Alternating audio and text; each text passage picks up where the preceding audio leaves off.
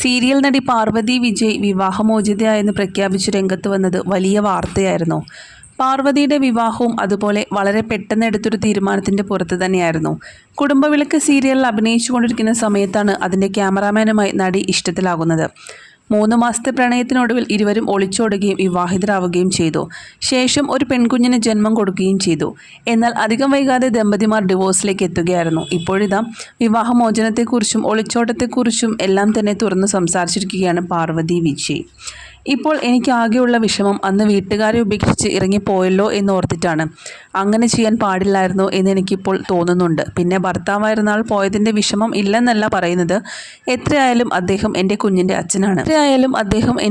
അച്ഛനാണ്. ആ വേദനയെല്ലാം കുഞ്ഞിന് വേണ്ടി മാറ്റിവെച്ച് ജീവിതവുമായി മുന്നോട്ട് പോവുകയാണ് ഇപ്പോൾ.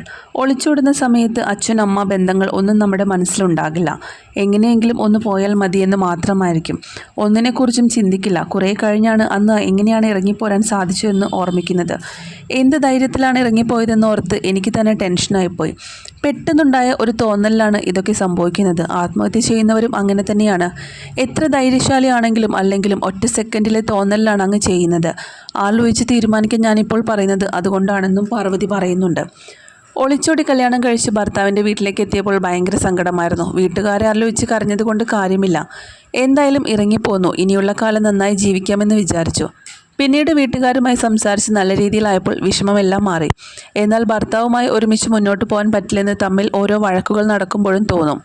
അപ്പോഴൊന്നും തീരുമാനമെടുത്തില്ല. പിന്നെ ഒരു പോയിന്റ് എത്തിയപ്പോഴാണ് വിവാഹമോചനം എന്ന തീരുമാനമെടുത്തത്. കൂടുതൽ അതിൽ ചിന്തിക്കാനൊന്നും ഉണ്ടായിരുന്നതുമില്ല. ഇനിയുള്ള ആഗ്രഹം MBA എടുക്കണമെന്നതാണ്. ഡിഗ്രി കംപ്ലീറ്റ് ചെയ്തിട്ടാണ് പോയതെങ്കിലും MBA എടുക്കാൻ സാധിച്ചില്ല. മകൾക്ക് നല്ല വിദ്യാഭ്യാസം കൊടുക്കണമെന്നുണ്ട്. അച്ഛൻ പോയതിനെക്കുറിച്ചൊന്നും അറിയാനുള്ള പ്രായമായിട്ടില്ല അവൾക്ക്.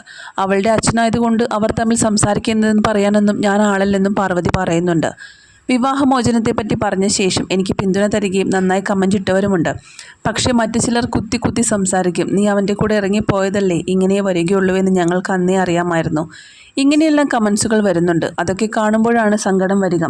നന്നായി ജീവിക്കണമെന്ന് കരുതി തന്നെയാണല്ലോ പോകുന്നത്. ഇങ്ങനെ വരുമെന്ന് ഒരിക്കലും പ്രതീക്ഷിച്ചിട്ടല്ലല്ലോ പോകുന്നതെന്നും നടി ചോദിക്കുന്നുണ്ട്. അമ്മായിയമ്മയോടുള്ള സ്നേഹം കണ്ടോ, പാർവതി ഇത്ര പണം ചോദിക്കുന്നു എന്നൊക്കെ പറഞ്ഞ് ചിലർ ഇട്ടിരിക്കുന്നത് കണ്ടോ? എനിക്കതിൻ്റെ ആവശ്യമില്ല. ഞാനൊന്നും ചോദിച്ചിട്ടുമില്ല. ആൾ കുഞ്ഞിനെ കാണാൻ വീഡിയോ കോളിൽ വിളിക്കും.